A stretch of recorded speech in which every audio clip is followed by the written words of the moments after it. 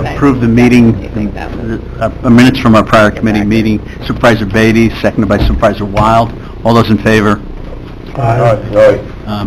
Information for discussion review. Discussion of the Planning Department's 2018 annual report. Wayne or Sarah? I have a resolution request Okay, great. on that agenda. Okay. So, the state has announced funding available for various housing programs. There's 5 programs available. They're due April 1st. I'm not sure that we're really going to be able to submit anything, but they just made the announcement last Thursday. As I said, with April 1st as the deadline, this is the only board meeting to go ahead and get the grant application authorized, so I'd ask the committee's consideration of that, and we'll look and see where we can fit in. I think there's 2 programs that we would definitely look at. That's the Restore program and the Access to Home. We still get calls for that, so thinking about trying to revive the housing programs because we're getting a lot of inquiries about that. So Just access to, sorry. Go ahead. Just access to home or access to home for HEROES or Medicaid?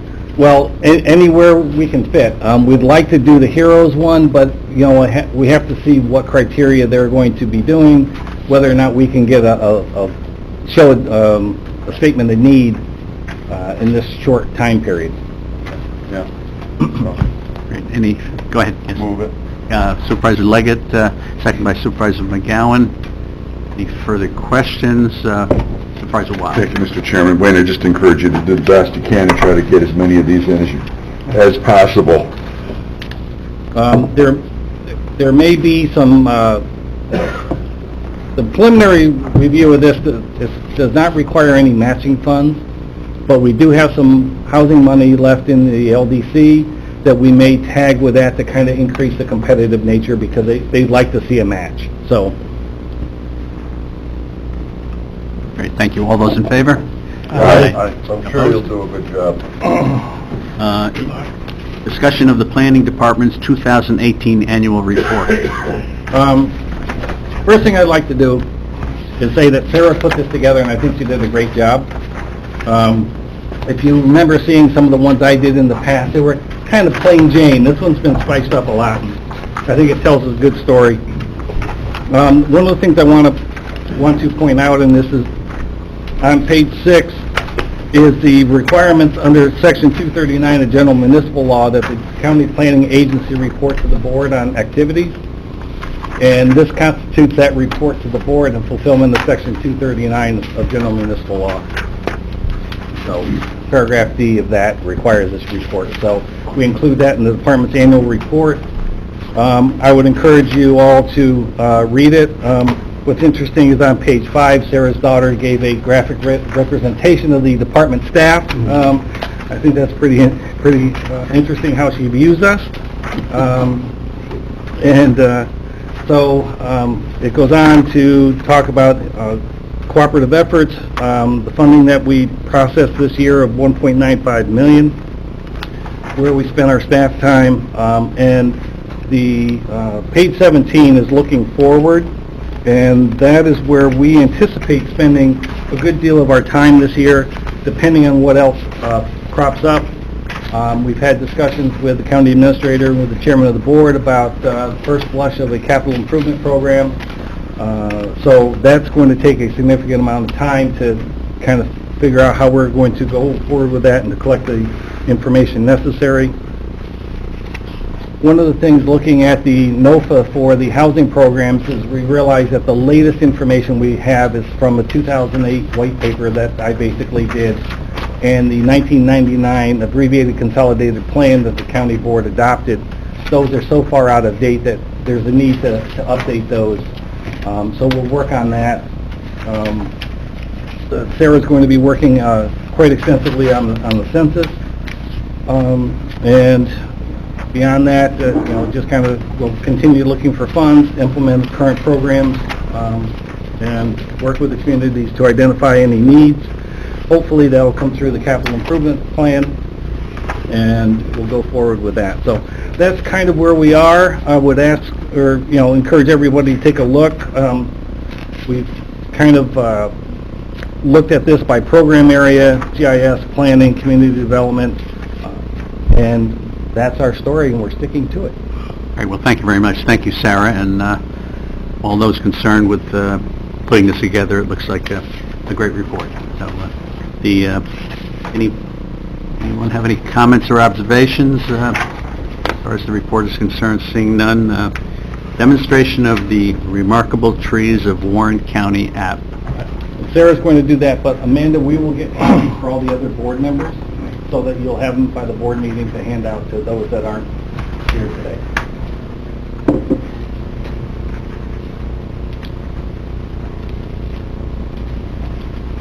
So this is, I think some of you may have seen a demo of this if you're on the Committee for Soil and Water. This is I just want to spend just a couple minutes going through this. This is a collaborative project with Soil and Water. They had this idea of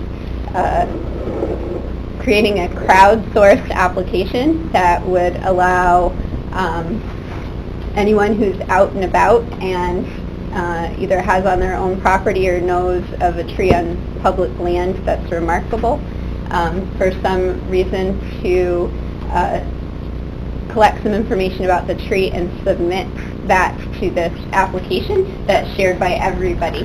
So this is the first time that we've done any sort of crowdsourced application, so I thought this was a nice, simple application for me to kind of figure it all out on. And I think it's fun. It's had a good response for Soil and Water so far, and I think, as we go into the spring, unless you're really fantastic at identifying trees without leaves, this is a hard time of year to identify trees, but hopefully as we move into the spring and the trees start to leaf out, we'll get some more additions to this. But basically it just has a brief instructions for people who are interested in submitting a tree. Anything that's been submitted by anybody else, you can zoom to it. It'll tell you a little bit of information about the tree. People can submit pictures. So that's kind of a cool root ball, I guess. And this is designed to work. We're just looking at the desktop version right now, but this is a mobile application. So if you're out in the field, pull this up on your phone, you'll see that you have down here too, you can submit a report, but you can collect your location when you're out in the field, take a picture of your tree, all the information gets submitted, and then we moderate it to make sure we don't get any, weird stuff, and that's it. So. The main thing that I wanted to demonstrate today is the new community map. So I don't know how many of you use the current existing community map, but it's used heavily. I think there's some statistics in the annual report, but we get somewhere in the neighborhood of 25 to 30,000 hits on the community map annually. It's used very heavily by local municipal staff, by county staff, realtors, appraisers, title searchers, bank staff, taxpayers. It's definitely the most heavily used application maintained by the GIS. So the previous version dated from 2012. It was running on software that's no longer supported. It was running on a server that no longer met current security requirements. So a big project in 2018 was to get this community map redesigned in a more secure environment and a new secure server. So we worked with a consultant and the IT department to do that. This is the first server in the county that's in a DMZ, which is a security protocol that I think the county is moving towards implementing. So we got to be guinea pigs for this. But the end result, I think, is a great new application. I've been doing training classes, done a couple for the zoning administrators and the assessors so far, and we'll continue to do additional training classes as we roll this out to all of the towns and the general public. If you haven't used the application, or if you're a user of the current application and you'd like to fit in on a training class, get in touch with me, and I'll make sure that we get you on the schedule. So one of the nice new things about this is we have great new 2018 ortho imagery. We purchased this. It was supposed to be flown in 2017, but because of issues with snow cover and leaf out, the flight got pushed out to the spring of 2018, and we just got the imagery in late fall, and we're able to incorporate it into this application. And if you've used the old one, or looked at, used Google Maps imagery or whatever, this imagery is definitely the highest resolution, most current, most accurate imagery we have available to us, and this is the easiest way to access it. So We spent extra for that higher we resolution, did. We right? spent $60,000 to get the higher resolution imagery, and I'm super happy with the quality of it. It far exceeds anything How we've far had. can you scroll in? It's hard to see on the screen. The colors are a little bit washed out. So definitely play around with it when you get, when you get back to your offices. But the resolution is really good, I think, and looks better. See the cat out near the garden? So some additional functionality that we've added into this application that we didn't. Well, they're never accurate. That's not, you can't go by that. Curious, is that what that's supposed to be? A road. It is, but What are they the don't black match lines, up. sir? So the black lines are the parcel boundary lines. So this is, inside of this is the legal right-of-way. And these lines here are the parcel boundaries as they're shown on the tax map. So we definitely make an effort. These are maintained by Ron in the Real Property Office. He definitely makes an effort to have these be as accurate as possible and reflect highway taking maps, any surveys. Obviously, the parcel boundaries themselves, the accuracy varies based on what is legally available. So if somebody's had a survey of their property, then Ron will update it to reflect whatever the surveyor provides, a map that's been filed. Some people just have a very old deed description with not good meets and bounds description, and so he just kind of cobbles it all together and does the best he can with available information. But a couple additional layers that I think will be of interest to heavy users of this application, and maybe just to everybody in general. We've been able to add parcel dimensions. This has always been an issue in the past because we were maintaining our tax maps on an individual town by town basis. And we've also had issues with speed because there's so many parcel dimensions. It just really bogs down the community map. But this is the #1 requested piece of information that we get by heavy users of this application, is to be able to add in the parcel dimensions. And so we were able to do that for this version. We've changed how we maintain the maps to being on a county-wide basis, and then also, just general improvements in data speed have enabled the addition of that. So that's definitely a big upgrade. And then our other main upgrade here is the addition of our E911 address points. Again, this has been a data size issue. In the past, we've had issues with being able to deliver the address point data set via the community map because it's such a large data set. So we've tried to pull that off in this new one. So this shows all of the E911 address points that our office maintains for the entire county. So I think this will be a great additional resource, especially, at the local level for the assessors and the zoning administrators, as well as, title searchers, appraisers, et cetera. Mr. Chairman, yes. Sure, terrific. The previous aerials, when you overlaid them on the tax map information, this is for the general user, you lose the aerial at a certain scale if you zoom down. Is that still the case here? Or are you, because of the resolution, you can take it down a few more notches? Yeah, you can take it down a few more notches. The resolution's definitely, you can it'll pixelate when you go in. You can see it starting to pixelate Right. now. But you can definitely go in as far as you want. So Really? they're I think it was money well spent to get these aerials. Really happy with them, and I think they'll be a great addition.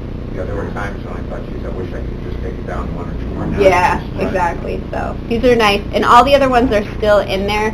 So I know, especially, for the assessors and the zoning administrators, it's nice to be able to kind of go back through the history of the years and see what's happened over the years. So we have all the aerial photography back to 2001 available.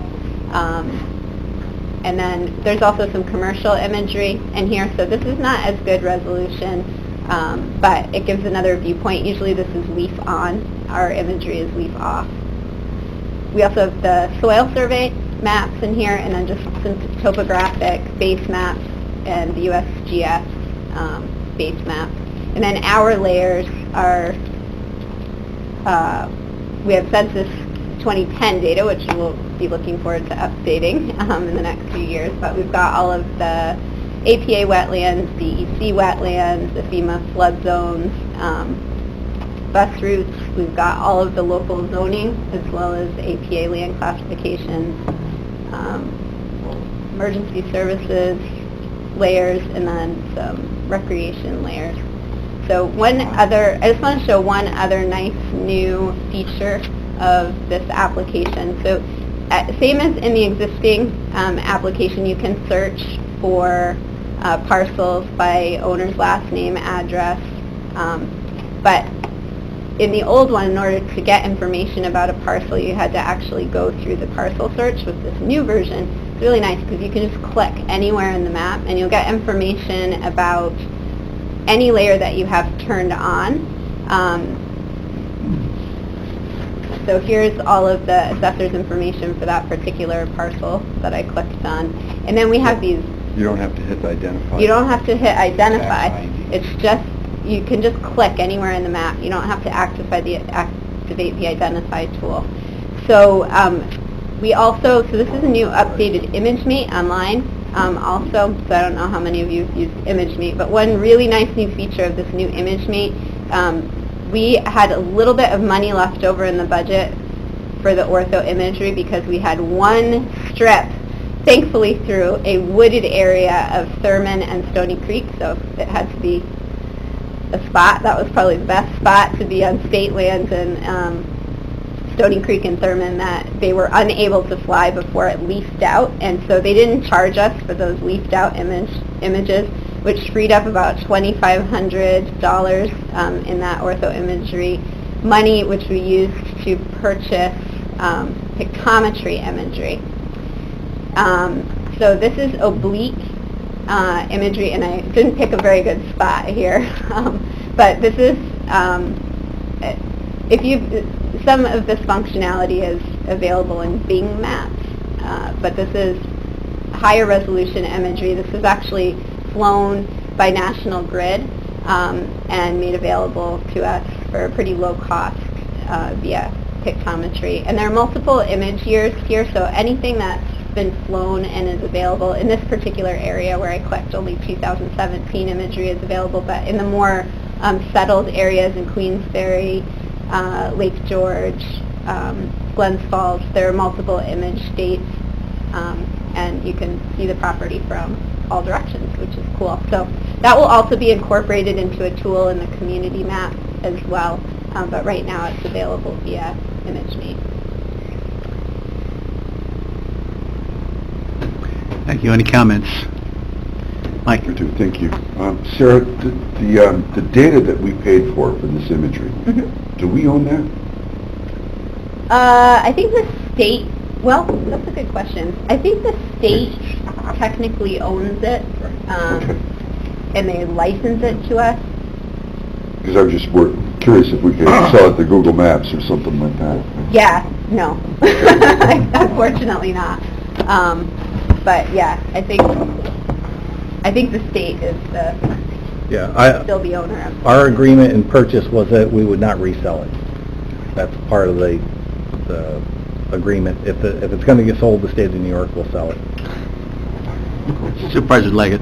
Yeah, thank you. And Sarah, you've rolled this out to all the zoning, Yep. planning, people around the county Yeah. already? So I've done a training class for the zoning administrators. I've done one training class for the assessor. One thing we're running into is we have very poor Wi-Fi in our human resource services building, so I've had a hard time doing the training classes, so we're trying to figure out how to make that work. But we'll be doing another training class for assessors and then some additional training classes for other town officials who are interested.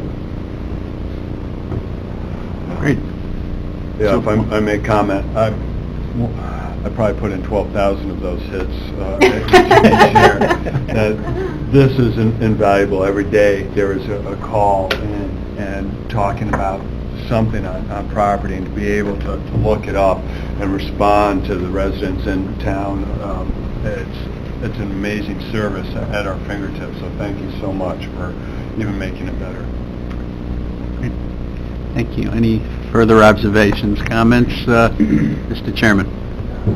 Another feature that I find myself using more and more is having the aerials over such a long period of time really shows the changing landscape over the earliest aerial is, what's the date on the earliest? 2001. 2001. So that's really a valuable resource. Pull up the same area and see how the landscape has changed over that period. Yeah, you can also see that 2001 image was color infrared, and the resolution was not so great, so definitely come a long way with that. Thank you. Any further comments? Ed, did you have anything to? Yes, I do. Great, thank you. Once Sarah collapses, or I don't. Oh, okay. Good morning. This is another tool that is very helpful. Just might add on what we're trying to do. We are in the process of updating our website as well, and so right now the information that we provide is more demographic, and part of the update will be that will be automatically updated on a regular basis, and the demographics will be within so many miles of your particular community in Warren County, like 5 miles, 10 miles, 15, 20, to give an idea as to the spending trends, the ages, occupations, and things like this, which is helpful. This tool is helpful. Bing also, going to Bing, provides some shots, as well as we have been utilizing drones in the city, so that you get a good picture not only from the top, but also the drones can go down and show the visuals underneath, so that when we submit information, whether it's in Chester or through Queensbury, we'll be able to state that in Chester, the Peckham Industrial Park is within so much of the north, so many miles within the Northway. Visually, they can see that, so it's not propaganda that we're trying to promote to get them interested. When we show the Queensbury Business Park or the Warren Washington Industrial Park plan, we can show the whole surrounding of the area where Interstate 87 connects to Quaker, to the airport in the area, to give the individual that's interested, or for local people interested in perhaps expanding their business, they can visually see what these parcels are. At Tech Meadows, you can see how close the Northway comes to the property as well. So we have found that the drone kind of complements what this presentation is, along with Bing. Problem with Google sometimes is those pictures go back several years, and also on the individual assessor's sites, sometimes there are pictures of a building, and the building's been torn down, and they have not gotten out. So this complements and is helpful to get a updated image exactly of what that parcel looks like. And the city has gone through a number of assessors, so that we have some properties in the city adjacent to the Armory. That building has been down for 9 years, and so this would show that that's a vacant piece of property. As some parties are interested in looking at the Armory for acquisition, they go on the assessor side and say, there's a building. And then I said, no. So I think this is, again, another tool, and what would be helpful, I think, in the future is to be able to sit down with Wayne and Sarah and see how we can kind of merge or at least link our sites closer together, so people get a full picture and being able to kind of go to one stop to get this information collectively. So I think it's a helpful tool locally, to the supervisors, to local assessors, as well as to our organization as well. So it's a very fine product that we produce here as well. So with that said, I just want to indicate that EDC is having on March 6th at 10 o'clock a housing roundtable that all communities are welcome. We're particularly trying to focus in on our up-country, north country, from Luzerne and Thurman on the west, and Stony Creek up through Johnsburg, Oregon, Chester, in those particular areas as well, along the lake, to have the state outline specifically what has to be done in order to be considered, the cost of doing that, and what the options would be for communities, whether they're individually or banding together. One of the difficulties in affordable housing is if you're going the private sector route, you've got to be able to demonstrate the profitability of the project after tax credits are taken out, after any pilots are taken out, the cost of the land, and if there's infrastructure that needs to be done. And sometimes that just does not happen on a for-profit situation. So an alternative may be is to look at those models out in our region from a not-for-profit point of view that may be an alternative for these smaller communities. 20 units in and by itself is not going to be sufficient for a private developer to come in. So the concept would be, under that scenario, is to have a group of houses perhaps in Warrensburg or Johnsburg, and then perhaps Chester and Oregon as a cluster in that particular area, that you would have one site manager that would be involved on that. Or you look at a not-for-profit organization that could be created locally or on a regional basis here in Warren County, or perhaps connect into Essex County as a couple of affordable houses. There's a few options to do. As you get into more populated areas, it becomes more attractive for a private developer. For instance, Supervisor Stroud has completed a study with the town board on affordable housing. Their units would be considerably larger and possibly attractive to a private organization to come in, similar to what is transpiring in the city of Glens Falls on Broad Street, with about 70 to 80 units there. So that's something that everyone is invited to. There's no charge for that. We'll have light refreshments for that event at 10 o'clock in the area. I think that'll be a good overview of going forward. We know that when we say affordable housing, included in that is really workforce housing, which is a little bit of a step above affordable housing in terms of cost. But in many areas, particularly in the North Country, there is not a great variance between affordable housing and workforce housing, whereas in the Capital District and obviously in New York City, there is a differential between workforce housing, affordable housing, and then you have the very low. This Travelers building? Yes, it's going to be the Travelers. Also, we just wanted to acknowledge that we did have a successful breakfast. Ken Enterman, a fiscal forecaster from NBT Bank, talked about where he perceives the economy to be going, and his thoughts on that range really indicated that he foresaw the economy continuing through 2019 with a potential slowdown beginning in 2020. But with such uncertainty in the international market, the tariff issues, those could come in and affect positively or negatively going forward.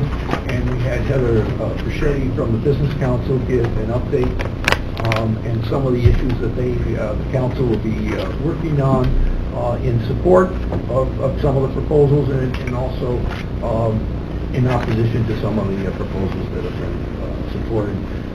Just like our local municipalities here, there may be some good things in the budget, there may be some things that need to be adjusted upward for towns and the counties. I mean, everybody coming back from your conference in New York City relative to that. So one of the things I just wanted to give an update that we met, EDC met with the owners and their financial advisor, and as they indicated at their meeting here, the approval of some adjustments in their loan. They are looking for a larger facility of approximately 8,000 to 10,000 square feet, more in a area that would be convenient for workers as well as to have a built-in trade, if you will, along a congested highway in certain areas, so that they have not identified any area. They have looked at one or two sites at this point. And so we gave them a overview of what economic incentives and packages might be available at the local level, as well as at the state and federal level. And one of them, which we have referred Steve and the group over to, would be the Warren Washington IDA, in the event whether they're looking to construct a new building or renovate a building in terms of the incentives that may be available for their particular project. But they are just at the very start of this, and I don't anticipate any major activity from them until late this year or early next year. But I think it's positive. They continue to go out and even gave an even more optimistic update to us in terms of the marketing and working with major grocery stores, not only locally but also to Wegmans, which is based in Rochester, that has a tremendous presence in western New York, and they're looking to be going into the Hudson Valley area as well, and they came home with a couple of more awards as well. Also, we had an opportunity to be in Albany, myself and Eric Sy from the Fund for Lake George, to talk about the issues of Lake George. We know the importance and basically what the concerns that is there, that unless there is a full-blown support from the state of New York and possibly other agencies, this will present a serious problem, both from an environmental point on Lake George as well as to the environmental impact in our particular region as well. And I've cited here some of the impacts of the tourism in our area. On the handout, I'm not going to spend the time to go through each of the details, but it will show you the significant portion of tourism in the Adirondacks really is focused in Warren County, where 42% of the sales is direct spending in Warren County, in our particular area. Warren County is part of the Adirondacks that is deemed by the state to include our friends in Clinton, Essex, Franklin, Hamilton, and Lewis County. So that makes the area, and all these statistics deal with that particular region. In terms of job creation, is pegged at 9,000 jobs annually in Warren County. Through the efforts of the coalition and the volunteer committee, the basketball tournament, which is a major economic impact to the region in terms of lodging and restaurants, and bringing some excitement into our region, is back in 2020 after an unsuccessful run in Binghamton. Although we do hope that Glens Falls and Lake George make it to the finals, as well as other teams at this point. Supervisor Beatty, did you have a question? Warren as well. Yeah, Warren beat Whitehall last night. Yes. So, yeah. Thank you, Mr. Chairman. So Ed, when you went down there and you're trying to get more money basically from the state to support the water treatment plant and so forth, what have they committed so far? Is it between $4 and $6 million? About $6 million. $6 million they've committed. At this particular point. The plant cost has risen to $22 million, at this point. So we tried to address, and I think the Mayor Blaze spoke at a different committee 2 weeks ago, is that you have basically a year-round residents, and we've heard this from Mayor Blaze over the last couple of years, is 1,000 residents. And in the summertime tourism, there's 50,000 people or more. So it rather becomes an economic difficulty for that village to unilaterally support $22 million by itself. Now it's, take off in $16 million. So if the village was able to... Price of the Welcome Center. That's right. Yeah, unfortunately, the Welcome Center's already done it, it's been spending the money, so we gotta find a new source for those funds. But we know, and through these stats, we know the economic impact to the lake is just not the village of Lake George, it's our region, and it really is the anchor. When you're traveling a little bit and you talk about where you're from, you say Warren County, well, there's at least 3 or 4 Warren counties in USA. You talk about Glens Falls, Queensbury, it kind of rises a little bit in the recognition, but when you say Lake George, people know where Lake George is in our area. Yeah, there's no doubt that we all know that Lake George is the queen pin of this whole county. What was disconcerting to me was when I read the Lake George Mirror, the fact that the village has done little to almost nothing to secure funding for the fixing, no capital project to start fixing the wastewater treatment plant, which the state told them 6 years ago, you've got to fix this somewhere, because it's busted. And so when I see little to no action by Lake George Village and even town, that's very disconcerting to me. I'm sure, I don't know what way this board will go, whether we help them or not, but if you're not going to help yourself, how can you ask others to help you? Now, did you read that article, Ed? Yes, I saw that online. Yes, What's your comments? I think my comments, I would have to defer. Mayor Blaze is in a much better position than I am to explain what they have done over the years.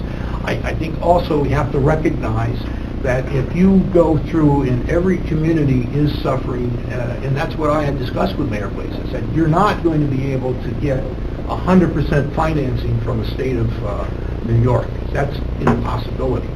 That, this is going to have to be a partnership with a variety of, individuals here. However, it's important to note that every community in the state needs some help. I think we can say that significant importance of this is the Lake George itself. And I believe that various communities have taken other approaches. The chair of your board undertook a very innovative approach with his logs. And the chairman could give about an hour presentation on We don't have time for that. going through that. But I think at the end of the day, Doug, Mayor Blaze is going to be in a position to answer your question on what improvements they had over the years. Every community in the state may have attempted to start with a reconstruction fund for improvements to their facility. It's like a highway fund, it's like other funds that you set up equipment. Yet with the 2% cap that comes in, you then have to decide as a board or a town board and a town supervisor, are we going to continue to fund that at this level, or are we going to skip a year or two to help perhaps buy buses for senior citizens, to do some other important things within your budget? So it becomes a weighing issue, and sometimes the whole country is in need of infrastructure. Bridge repairs in Warren County alone, whether it's owned by the county or the state of New York, the state of New York has not set aside money. So I don't think it would be fair just to single out the village of Lake George. Well, it comes down to being priorities. And that's what you're basically saying. And I know Glens Falls has set aside money. I know Queensbury has set aside money. I was just rather shocked that Lake George Village has not taken the proper precaution and steps to set aside money. And I know what you're saying, Ed, and you're a very good politician, and I appreciate that. But I look That's at... your experience, and unfortunately, Yeah. you have to make choices, Well, and sometimes you yeah. can't fund it. Yeah. By the way, the Glens Falls and Queensbury Reconstruction Fund is not very high from the Glens Falls side. Supervisor Leggett, did you have a comment? Yeah, I do. Supervisor Beatty, as a supervisor at large, you're looking in at what supervisors of towns always have to deal with what Ed has mentioned, and that's the 2% cap and the budget cap. So Supervisor Beatty, I think it's a little bit short-sighted to be able to be blasting towns for not planning. We're under incredible budget pressures, and we do the best we can. Supervisor Beatty? Oh, you left the room. I think the short-sighted Supervisor Beatty just left, okay? Supervisor Brandon. Good one. The city residents, we pay a lot for water and sewer. So I know we're not talking about water, but it's something that I was surprised to see that the people who live in the village and own properties there don't pay anything. That's got to end. I think, again, just, not defending Mayor Blaze here, but I really think those questions need to be directed to him on what his budget is. I can't, comment on that perspective. And I think that Mayor Blaze would make himself available on that issue. The thing is, just to go back in history, the city of Glens Falls built a $27 million facility for $3 million. Because at that time, there was 75% funding by EPA. There was another percentage by the DEC. Ciba-Geigy kicked in a share, so the city ended up with less than $3 million for the $27 million. Those days are long gone in this particular area. And if it was, I'm sure Mayor Blaze would have been there. I think that we have to, talk to the Mayor Blaze about that, and then, evaluate that. I'm not here certainly to be able to project. I can't answer your question, Doug. Supervisor Wild. Thank you, Mr. Chairman. It's just a general comment to the committee as well as to other members of the board. I have a feeling that the county is going to be requested to kick in to help. And if that's the case, then I think we need to have some active involvement in the work that's undertaken now so that we can prepare and kind of position ourselves to what that might be in the future. So, Mr. Chairman, I'm not sure if you have any thoughts about where we need to go with this, but I don't want to be blindsided in the future and then come up with a divided board in terms of how we move forward. So, I've asked the mayor to send us a letter outlining his thoughts on this. This would be where they are and county involvement. And then I have spoken to, he had read and apparently seen the meeting where we had the state of the county, where we began to outline an infrastructure, a countywide infrastructure program. I highlighted the village, and highlighted the city, a few things that we were all well aware of, the needs that were out there that we're all well aware of. But and I've also spoken to Chairman Simpson that after we received that letter, that it would be good to have the mayor come in and meet with the Public Works Committee and those present to bring us up to speed as to exactly where they are, what the financial challenge is as he sees it right now. And that would be a timely thing because, as you know, I would assume by then we will have a state budget and he will know whether exactly where he is relative to the state budget as well. Because I think there's a request bouncing around relative to the governor's budget, I think, as well. But in any event, that's status right now, so we will be at some point here, so the mayor. Supervisor Wild. Mr. Chairman, thanks. Just one more thought. We have a couple of supervisors that are going to Washington to deal with the county's business, the Association of Counties. And our president has talked about a big infrastructure program. Maybe you two could do some lobbying when you're in Washington to bring this to the forefront of some individuals.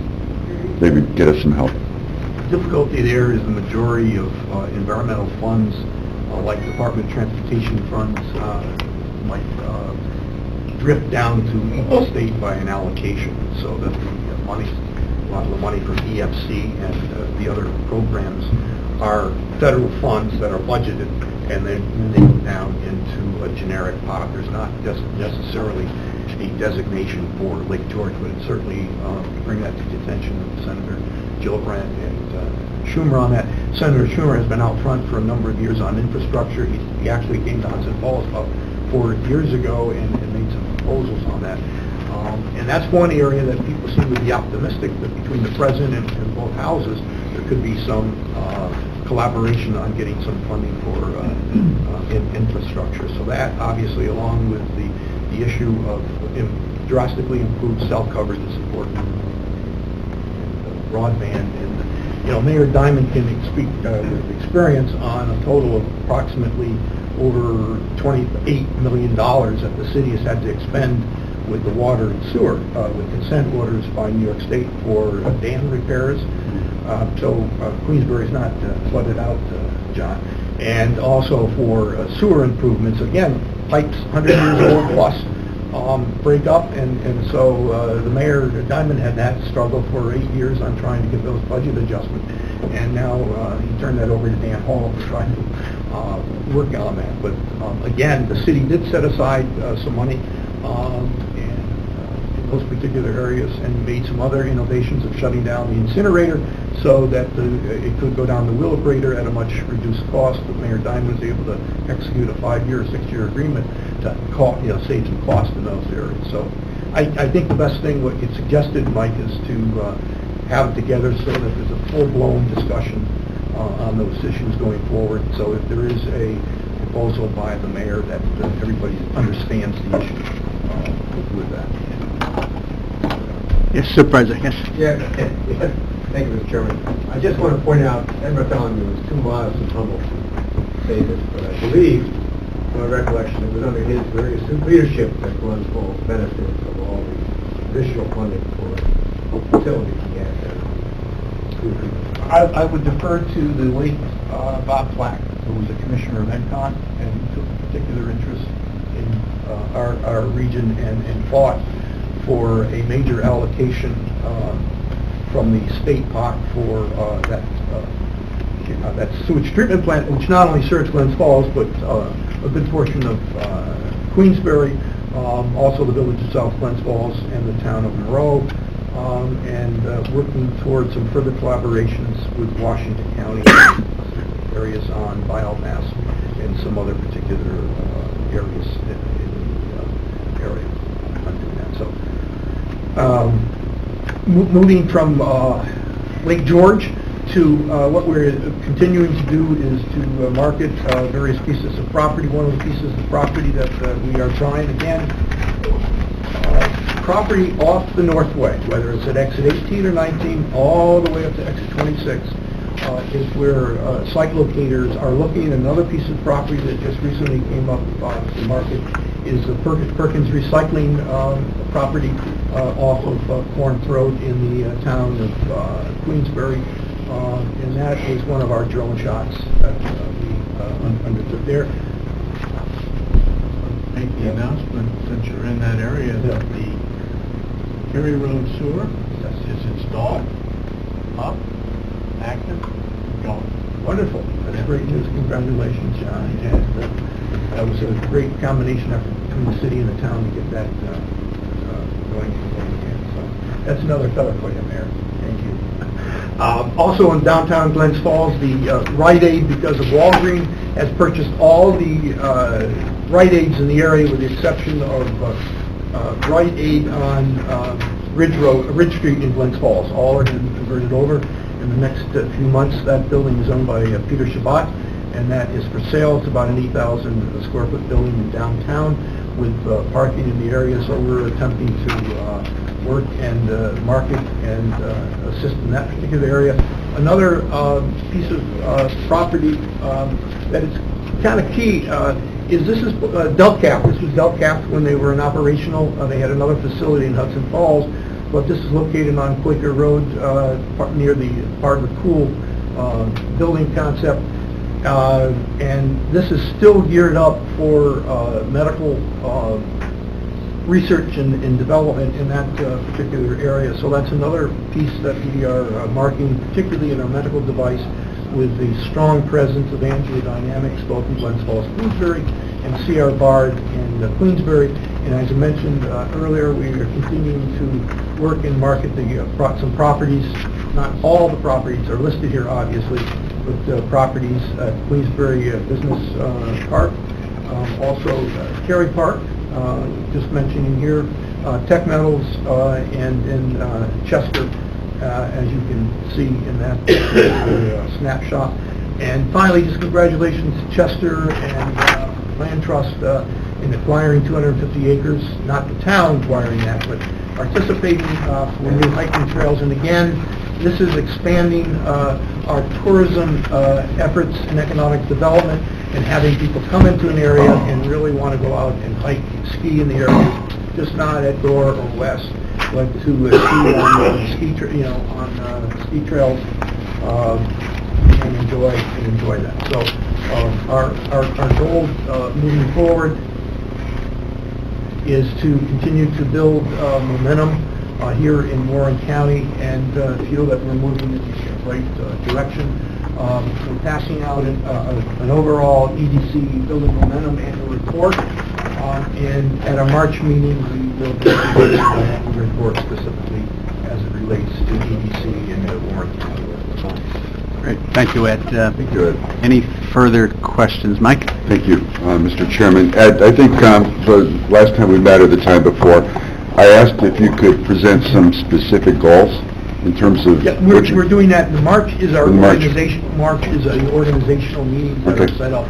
And that, when I said annual report, will be the measurement of goals and objectives going forward. Awesome. So we have not forgotten your comments. Thank you. Thank you. Privilege of the floor. Any comments? Can